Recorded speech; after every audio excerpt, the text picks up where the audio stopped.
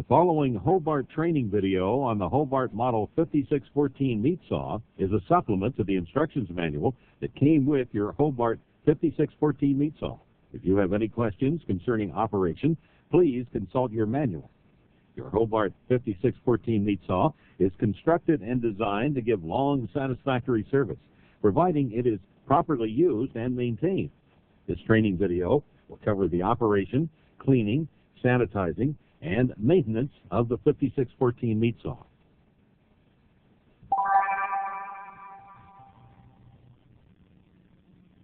Safety devices incorporated in this saw must be in their correct operating positions anytime the saw is in use.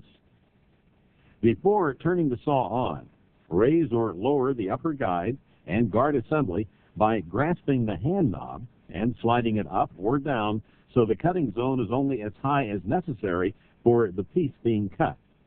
All doors, covers, and guards must be in their operating position closed while the saw is running.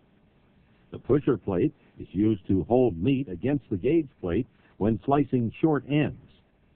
A slot in the pusher plate and a stop on the right flanged end of the carriage is provided for proper positioning of the pusher plate. Hold the pusher plate handle with your right hand and always maintain a safe distance from the blade. When not in use, keep the pusher plate under the carriage support. Using the pusher plate as described will make it unnecessary to hold your hand near the cutting edge of the saw blade. The switch knob is located here. Pulling the knob turns the saw on, and pushing the knob turns the saw off. Place the product on the carriage. Set the upper guide and guard assembly and the gauge plate before starting the unit. Set the gauge plate by turning the adjusting knob. A reference scale on the table indicates thickness of cut. If the gauge plate isn't needed, you may lift the adjusting knob, disengaging the rack teeth, and slide it to the rear, or raise the gauge plate to a vertical position and slide it out of the way.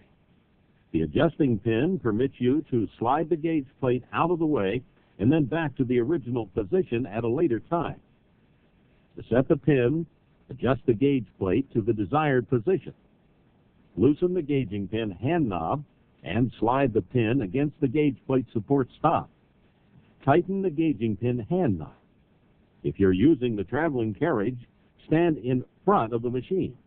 Lean lightly against the front of the carriage as you move the carriage to the left, passing the product through the blade at a steady and uniform rate.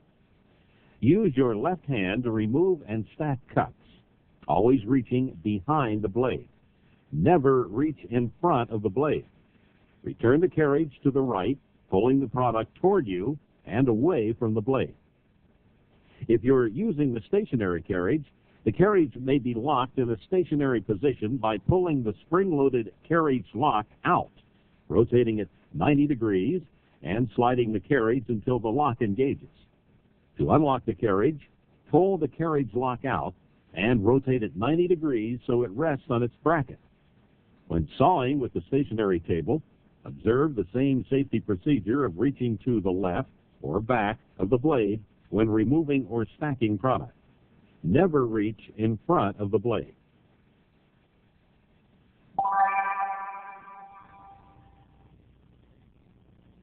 Warning: disconnect the electrical power and place a tag at the disconnect switch indicating the circuit is being worked on before cleaning this machine.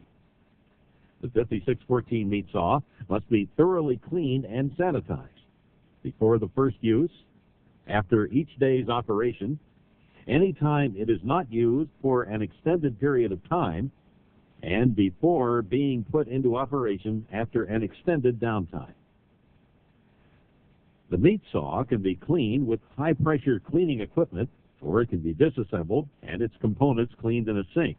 In either case, a neutral pH cleaning agent mixed per the supplier's instructions should be used. After washing, thoroughly sanitize, rinse, and dry the saw and all components. Disassemble the following saw components to allow access to all areas for cleaning. Disassemble the carriage by turning either of the carriage stops 90 degrees so the bumper is toward the rear. Roll the carriage off either end while lifting it free of the carriage guide. To remove the blade cover, release the spring clip, rotate the blade cover to the open position, and lift straight up off the hinge. To remove the table, raise the gauge plate to its vertical position, release the table clamp on the left side, shift the table to the right, freeing the right support rod from the stationary clamp, and lift the table to remove. To remove the head and base doors, open them and lift them straight up and off their pins. Remove the upper pulley wiper by pulling it off its pin. Remove the front wiper and guide assembly. The rear wiper assembly is removed by pulling the wiper assembly from the pins. To remove the blade, raise the gauge plate to its vertical position. Turn the tension adjustment hand wheel to the left to lower the upper pulley and release the tension on the blade. Remove the blade. The upper guide and guard assembly is removed by simply removing the hand knob. Finally, remove the upper and lower pulleys by unlatching the pulley latch and pulling the pulley straight out. The upper and lower pulleys are interchangeable. If using high-pressure cleaning equipment, scrape the machine and its components to remove any scrap particles before cleaning. Thoroughly hose the saw and its components following the equipment supplier's instructions. Be sure to get the hose stream into all corners. Stubborn soil may require a little brushing. If using sink cleaning, use a cloth or brush on the base unit. Thoroughly wash, sanitize, rinse, and dry. Before reassembly, a light coating of tasteless mineral oil should be applied to all metal surfaces.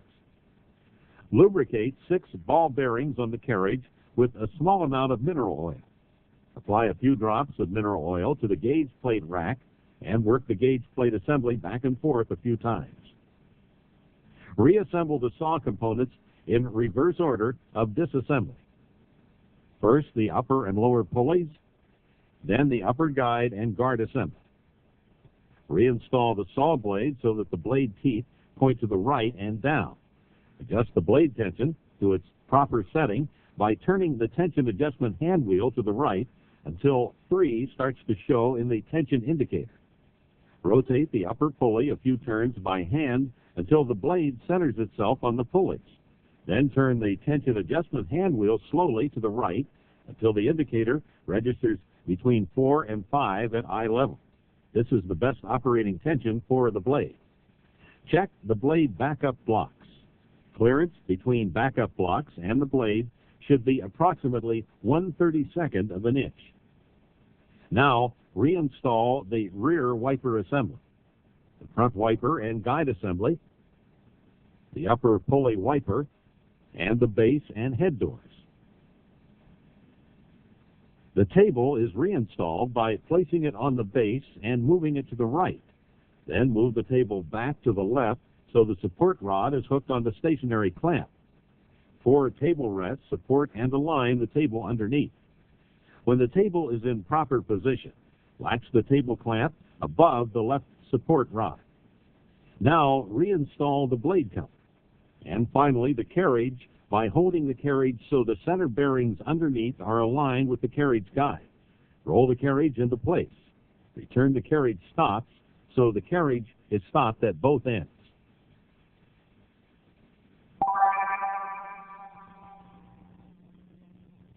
Warning, disconnect the electrical power and place a tag at the disconnect switch indicating the circuit is being worked on before beginning any maintenance procedure.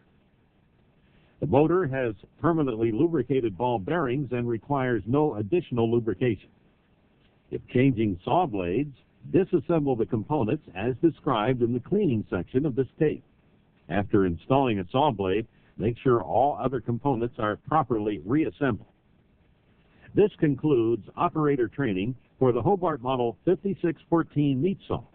To obtain service and parts information concerning this meat saw, contact your local Hobart service office.